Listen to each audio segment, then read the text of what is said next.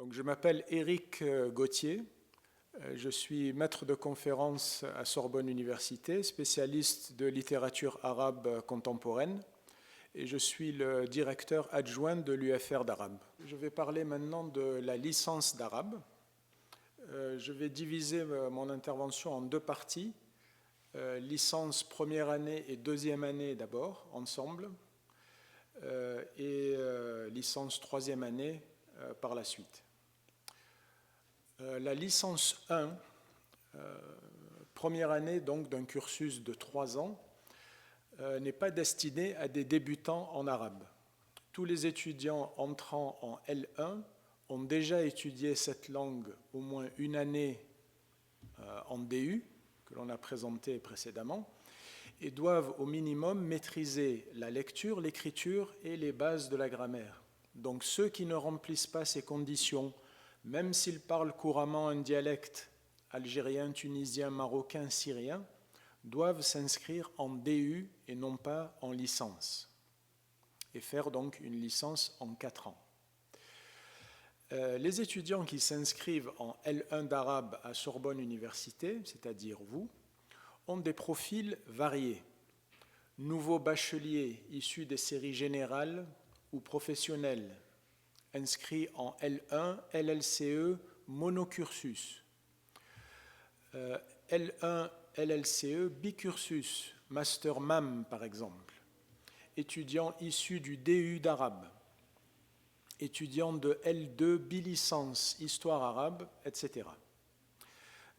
Des étudiants francophones et des étudiants dialectophones, parlant plus ou moins bien un dialecte, l'algérien, le marocain, le tunisien, etc.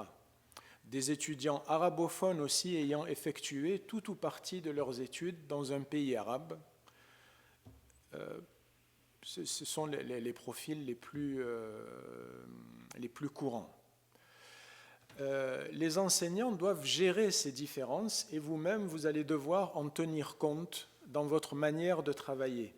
Il est certain, surtout au début, que les francophones devront faire plus d'efforts que les étudiants arabophones.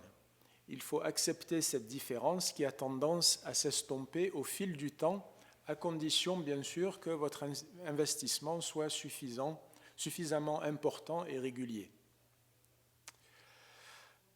De quel arabe nous parlons? L'arabe enseigné dans le cadre de la licence à Sorbonne Université est l'arabe standard moderne, c'est-à-dire la langue qui est aujourd'hui enseignée dans les écoles et les universités et qui est utilisée dans les médias, la culture, l'édition ou encore les occasions officielles. Mais attention, vous devez bien distinguer cours de langue et cours sur la langue. Contrairement au DU, ou à ce qu'on appelle une école de langue, les cours à l'université focalisent sur le contenu et s'intéressent principalement à des domaines comme la linguistique, l'histoire, les littératures anciennes et modernes, la pensée philosophique, etc. Et pas uniquement à la communication et à l'expression orale ou écrite. Cette réalité implique 3 choses extrêmement importantes que je vais énumérer maintenant. Les étudiants francophones doivent compléter leur formation à l'université par un ou plusieurs séjours linguistiques dans le monde arabe. Une information sera diffusée à ce sujet durant l'année, mais c'est un élément primordial que vous devez intégrer dans votre parcours et que vous devez garder à l'esprit pendant vos études d'arabe. Les étudiants non francophones doivent travailler à améliorer leur niveau en français, de manière à pouvoir suivre les cours donnés en français, il y en a beaucoup en L1, et réussir les examens.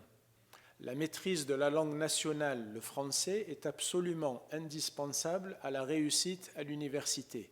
Il faut donc suivre les cours de soutien si on a besoin d'un soutien en français. Troisième point important, tous doivent aussi acquérir une compétence en anglais. L'anglais, très important dans le domaine de la recherche universitaire. Moins de 30% des étudiants entrant en L1 en France obtiennent leur licence. Les raisons sont diverses. dont un contresens sur ce que sont les UFR de langue et un parcours antérieur ne correspondant pas à cette formation. À l'université, vos professeurs n'attendent pas la reproduction d'un discours de vérité. Il y a une nécessité pour vous, celle d'apprendre à penser par vous-même, apprendre à rechercher vous-même l'information, apprendre à être autonome. Cela passe par une implication personnelle, un travail régulier et approfondi, et généralement, on dit que pour 1 heure de cours, il faut au moins 3 heures de travail personnel régulier. Obtenir une licence d'arabe, pourquoi faire? Alors, un des débouchés principaux est l'enseignement et les concours du CAPES et de l'agrégation d'arabe. Parmi les autres débouchés professionnels, la recherche en poursuivant au-delà de la licence en master et doctorat, la traduction et l'interprétation, le commerce international, la diplomatie et les relations internationales, le tourisme, le journalisme, l'édition, tout ceci à condition d'associer au domaine des études arabes d'autres domaines comme l'histoire, le droit, l'économie, les relations internationales, etc. La licence permet également de passer des concours de recrutement de la fonction publique française. Comment est construit un cursus universitaire? Comment sont organisés les cours? Alors là, vous avez sur un slide comment accéder à la brochure par Google sans passer même par l'ENT. Et donc, je vous conseille vivement de lire très attentivement cette brochure. L'année universitaire, pour résumer, est organisée en 2 semestres comprenant chacun 13 semaines de cours et 2 sessions d'examen en janvier et juin. La licence LLCE spécialité arabe, donc elle comprend 6 semestres comportant chacun 30 crédits d'enseignement distribués en UE, regroupant plusieurs éléments constitutifs, des matières, représentant sur chaque semestre une quinzaine d'heures d'enseignement par semaine, plus environ 6 heures d'UE optionnel. Et la licence représente en tout 180 crédits.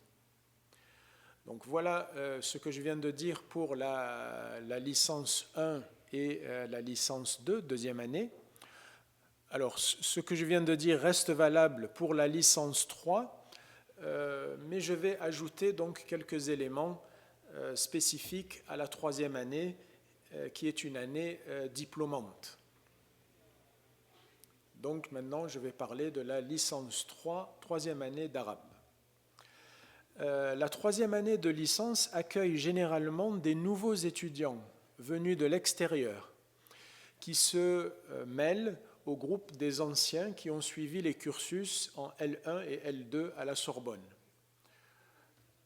Pour les francophones, la L3 est on va dire, entre guillemets, le moment de vérité. J'ai déjà évoqué la nécessité de placer une année de séjour à l'étranger dans votre parcours. Cela peut être le bon moment si vous ne l'avez pas fait auparavant. Envisagez alors de passer votre 3e année de licence en 2 ans. En L3, il y a des fautes d'arabe qui ne peuvent pas être tolérées aux examens de fin d'année. Pour les arabophones, la L3 est également le moment de vérité. Les exigences de la L3 sont différentes de celles de L1, L2. La réputation de l'université est en jeu. La licence permet de passer des concours de recrutement de la fonction publique française et donc la maîtrise de la langue nationale, le français, est nécessaire. Pour tous, francophones ou arabophones, pour tous, la question qui devient urgente en L3 est celle des débouchés de cette formation. Il faut penser à l'avenir, choisir un bon master, master de recherche, master MEF, EEF pour devenir enseignant, master MAM, monde arabe et musulman, se spécialiser dans un domaine, s'ouvrir à d'autres formations. Alors, en ce qui concerne le master, hein, je rappelle qu'un des débouchés principaux de la licence d'arabe est l'enseignement et les concours du CAPES et de l'agrégation, et que pour présenter ces concours, il faut être titulaire d'un M2. Voilà, je vous souhaite une bonne rentrée et bon courage donc dans vos études. Merci.